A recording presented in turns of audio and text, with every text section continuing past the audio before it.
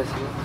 Yang pertama, bagaimana pendapat Bapak mengenai kondisi ekonomi dan politik Indonesia pada saat ini dari sisi positifnya? Dari sisi positifnya ekonomi dulu ya.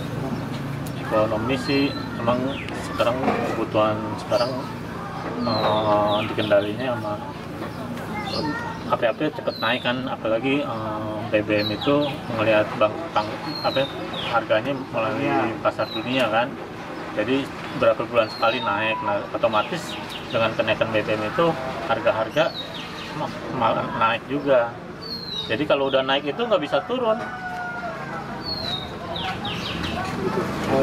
Kalau segi politiknya emang sekarang kan pilkada pemilihan langsung, jadi ada positifnya itu emang benar-benar suara rakyat, tapi tetap saja politik duit itu bermain.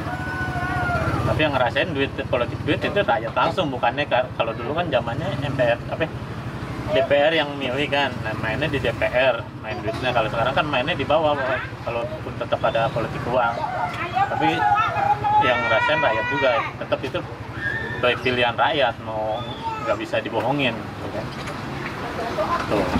Nah, kalau negatifnya ya begitu, karena tiap orang kan pasti ada jagoannya, pasti ya, memang di Jakarta nggak ada yang bentrok, tapi kan kalau di daerah kan pasti itu kan, apalagi kalau dia udah kalah ada yang nggak seneng gitu.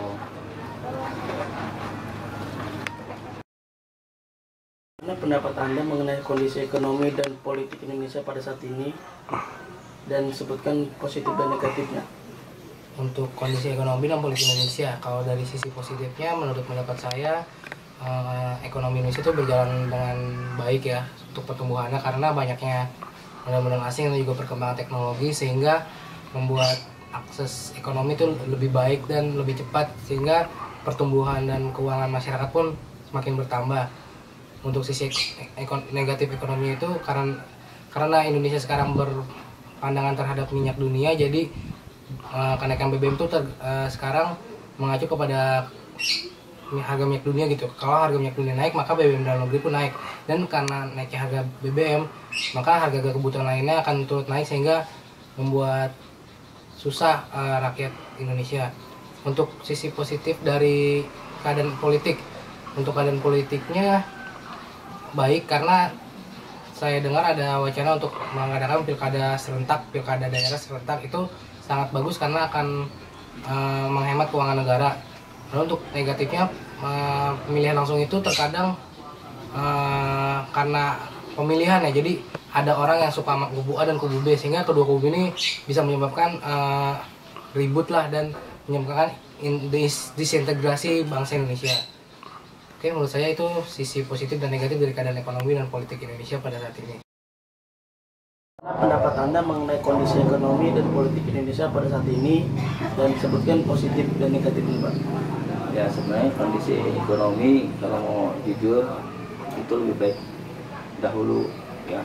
Cuman kan kalau kita flashback ke belakang, dahulu itu ya, hutangnya lebih banyak dibandingin sekarang gitu loh. Tapi kehidupan ekonominya memang baik. Nah, pada saat sekarang ini kan ekonomi kita tuh udah mulai terbentuk ya, mulai ini hutang sudah mulai berkurang, tetapi dampaknya pasti ada. Yang dulu warga itu rakyat itu tidak dibebankan kepada rakyat karena yang ini negara. Nah, sekarang hampir semua kondisi sekarang ini ya rakyatlah yang dibebankan dengan subsidi mulai dikurang-kurangin, ya kan? Karena ya itu, kalau kita mau terbebas dari hutang, kita harus berani juga untuk mengurangin. Ya, harus ada yang dikorbankan. Nggak mungkin ekonomi kita bagus, tapi kita nggak pasti ekonomi kita terpuruk, rakyatnya kita makmur. Tapi negara utangnya banyak. Ini cuma dibalik doang. Kondisi sekarang ini hanya dibalik. Sekarang negara aman perekonomiannya, tapi rakyatnya yang harus bekerja keras.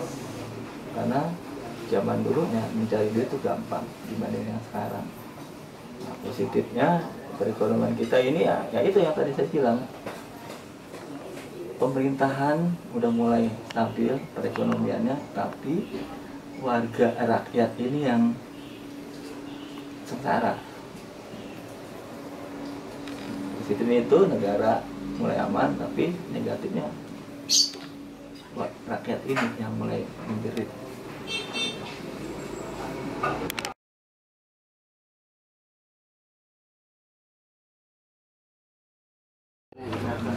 Kalau di zaman siapa ya? Kalau zamannya Pak Harto sih emang beda. Tapi kalau sama SBY sih kita nggak beda, cuman kalau kalau Jokowi kan cuma nerusin, ada sebagian program yang nerusin kan.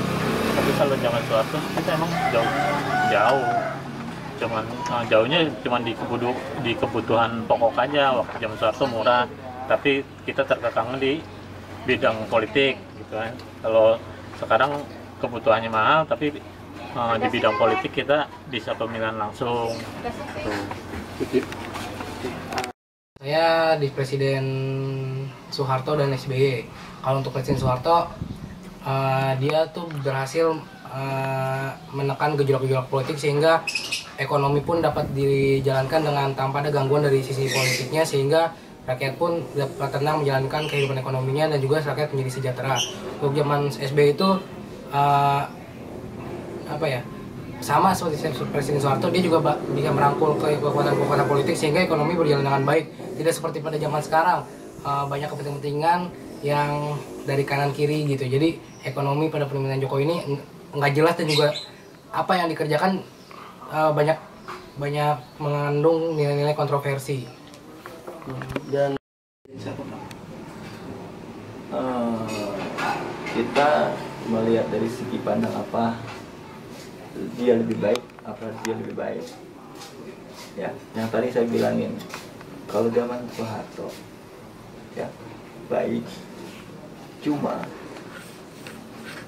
kita tuh tidak tahu, kita buta tentang dunia luar, karena kita terlalu diisolir.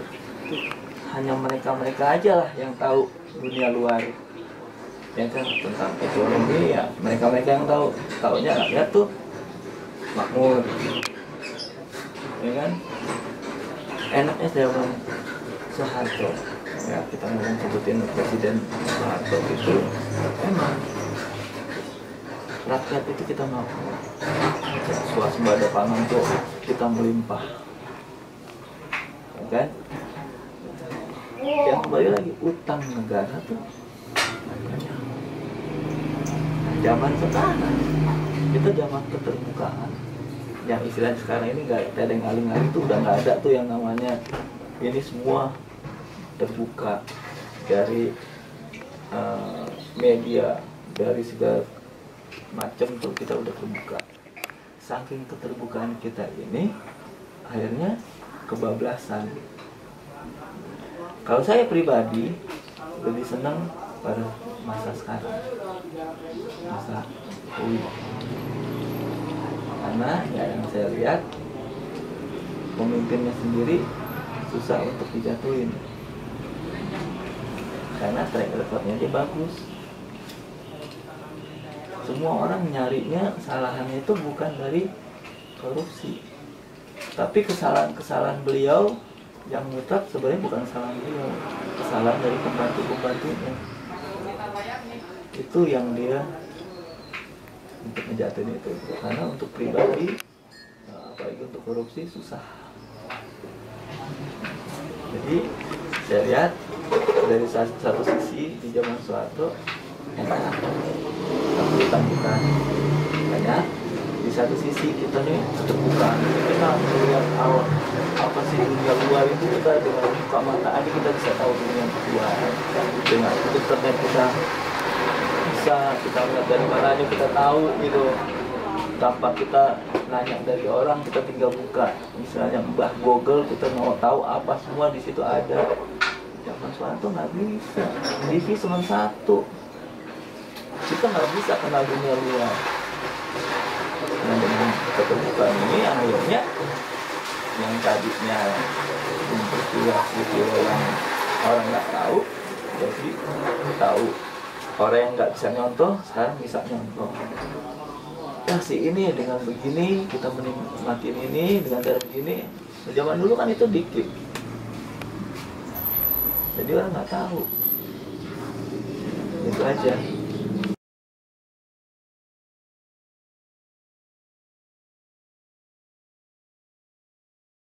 Soalnya yang pertama sih masalah sembako bagi rakyat Indonesia kan pasti lah itu. Terus kedua, dia menterinya mesti dievaluasi lagi mana yang benar, mana yang bekerja, mana yang enggak ya kan. Buat kedepannya pasti yang utama itu BBM sama sembako. Karena rakyat yang merasakan langsung. Kalau politik-politik yang di DPR itu rakyat kan nggak tahu. Kita lebih mengingatlah budaya-budaya bangsa sendiri. Jangan budaya asing boleh masuk, tapi jangan sampai mengubah benar-benar budaya bangsa kita, karena kita juga harus punya identitas negara gitu. Untuk sarannya ya untuk Presiden Jokowi ini lebih merangkul lah teman-teman politik yang ada di sekelilingnya sehingga dapat tenang dan tidak mengganggu jalanan pemerintahan. Oke. Kalau saya lebih cenderung ke politik, karena kita terlalu apa-apa di politis ya. Jadi ekonomi, HAM apa segala macam kita tahu dipolitisasi. Jadi selalu politik, apa-apa politik. Jadi semua orang yang baik-baik di Indonesia itu habisnya cuma hal-hal sepele. Karena kita tahu sendiri bahwa banyak orang yang bersih, banyak orang yang bagus, tapi kenanya difitnah. Contohnya BW, bukannya kabar itu ya. BW ini Bambang Wijayanto. Itu kenanya kasusnya udah lama karena dia mau nyari korupsi nggak bisa, dia nggak ada korupsinya. AS Abraham sama kenanya kayak gitu-gituan yang udah istilahnya politik banget dah. Karena dengan zaman sekarang ini koruptor ini lagi susah mau nyari berlindung di mana, susah, dia nyari berlindung ini susah. Makanya orang-orang yang baik, orang-orang yang terbaik di Indonesia itu yang udah menduduki matinya gara-gara korupsi. Jadi koruptor ini yang sengaja untuk mematikan mereka, karena dengan mereka naik di atas itu mereka nggak berkutik. Jadi orang di Indonesia kadang-kadang bagus, kenanya di politik, jadi dipolitisir. Iskan yang terakhir itu orang bersih, cuman karena dia bertugas. Kalau dia nggak ngambil kebijakan nggak jalan, dia ngambil kebijakan dia yang kena, padahal dia tidak penikmat. Dia cuma kesalahannya itu seolah kayak menyalahgunakan wewenang. Dia kenanya di situ. Yang namanya korupsi itu kan istilahnya koruptor itu kita yang menggunakan diri kita semuanya berbuat. Dan inilah yang saya bilang ke depannya kita berpolitik boleh, tapi jangan terlalu kebablasan. Jadi apapun di politik itu. Kasus sekarang yang lagi ngetren antara Kemenpora dengan PSSI, yes, itu sama-sama ego. Yang satu bilang dia lebih benar, yang satu dia bilang lebih benar, tapi dampaknya dia nggak pikirin. Nah, ya, kalau dilihat menteri benar, PSSI juga benar. kembali lagi kalau tidak di politik ya susah, karena Imam Nahrawi PKB si Nyala Mataliti ini tau nggak yang dari mana? Gerindra. Kan udah jelas KHH ketemu dengan KMP, udah ketemu. Mereka nggak ngelihat di situ yang tadi yang pertanyaannya politik, nggak ketemu karena satu KHH satu KMP. Semua menyatakan dua-duanya benar, dirinya benar. PSSI gue merasa benar, gue semua udah ngikutin statutanya FIFA. Pemerintah bilang gue benar, gue menjalankan pemerintah yang lihat prestasi PSSI itu yang belajar aja. Itu yang sulitnya, karena apa? Kalau sudah politik semua akan runyam. Makanya penyelesaian yang paling baik, tanggalkan politik itu.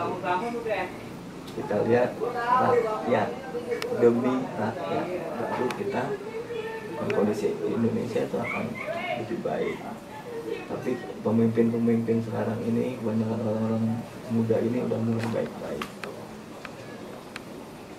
Cara di BEM kalian aja kan tahu kan, ya, udah ada aturan-aturan.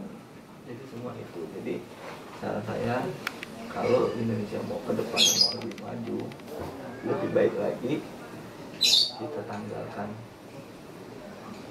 ego politiknya. Ego politik ya, kita berpolitik silakan, tapi ego politiknya itu kita harus tanggalkan. Jadi bukannya saya bilang nggak boleh berpolitik, bukan. Tapi ego, ya kan, itu kan ego itu kan ya dari hati kan. Nah, itu kita tanggalkan. Kita berpolitik boleh, tapi pada saat ada satu momen yang besar, hajat besar orang banyak ini, rakyat ini, kita mesti hilangin ego politik itu. Itu aja.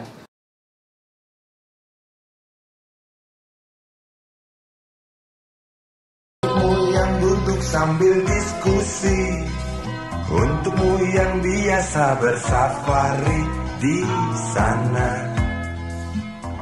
di gedung DPR.